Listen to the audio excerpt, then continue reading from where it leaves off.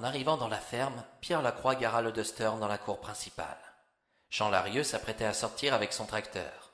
En découvrant la gendarmerie, il arrêta son moteur. Pierre Lacroix était de sa taille, mais plus mince. Il possédait des yeux de couleur noisette et un regard assez perçant. Toutefois, son allure vous mettait à l'aise. Il ne paraissait pas autoritaire, mais plutôt cool. « Êtes-vous monsieur Larieux ?» demanda le capitaine. « Oui, c'est moi. Un problème ?» s'inquiéta-t-il avec une voix grave. « Il serait mieux que vous descendiez de votre véhicule, » enchaîna le lieutenant. De son mètre 90, monsieur Larieux s'exécuta. Il était agriculteur depuis son plus jeune âge. Il avait repris la ferme de ses parents. Son regard s'angoissa à la rencontre des gendarmes. Il se demandait bien ce qu'ils lui voulaient. Soudain, sa femme, avec son tablier de cuisine, vint à sa hauteur. Celle-ci était plutôt ronde. Le genre de femme qui vous laisse croire qu'elle aime bien manger. En réalité, ce sont ses traitements pour stabiliser son diabète qui l'ont fait grossir. Le mois dernier, elle venait d'avoir 54 ans. À côté de son mari, elle paraissait petite.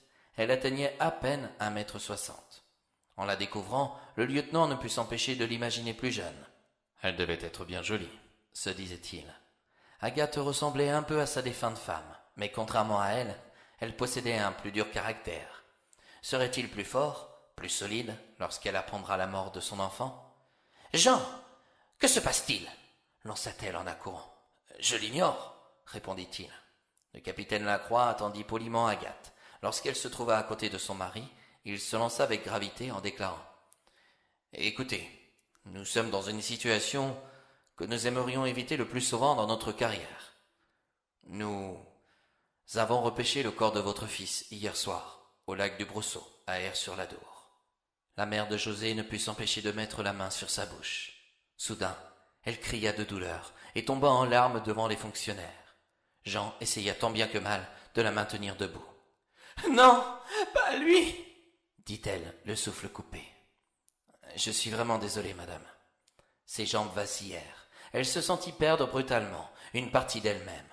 Contrairement à elle, son mari resta de marbre. Réalisait-il la perte de son fils ? Avec calme, il déclara « C'est un meurtre, d'après les journaux. » J'ignore d'où vient cette fuite, mais effectivement, on lui a tiré une balle dans le dos. « Les lâches !» lâcha-t-il. « Les ?» observa le lieutenant. « Peu importe le nombre. José est mort. Il ne reviendra pas, » conclut Agathe. Le lieutenant Rivière préféra répondre par le silence. Le capitaine Lacroix reprit la relève en déclarant « Désolé d'être si direct, mais nous devons commencer notre enquête. Est-ce que vous lui connaissiez des ennemis ?»« Non. José pensait aux autres avant de songer à sa vie. Depuis quelques mois, il fouillait avec son frère sur son passé. »« Son frère ?»« Oui, Justin Bourillon.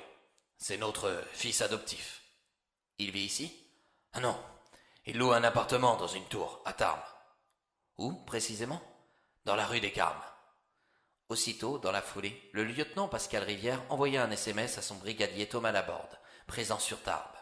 Il lui demanda avec d'autres gendarmes de se rendre au domicile de Justin Bourillon. « J'avais prévenu José de ne pas trop s'en mêler, » poursuivit Jean.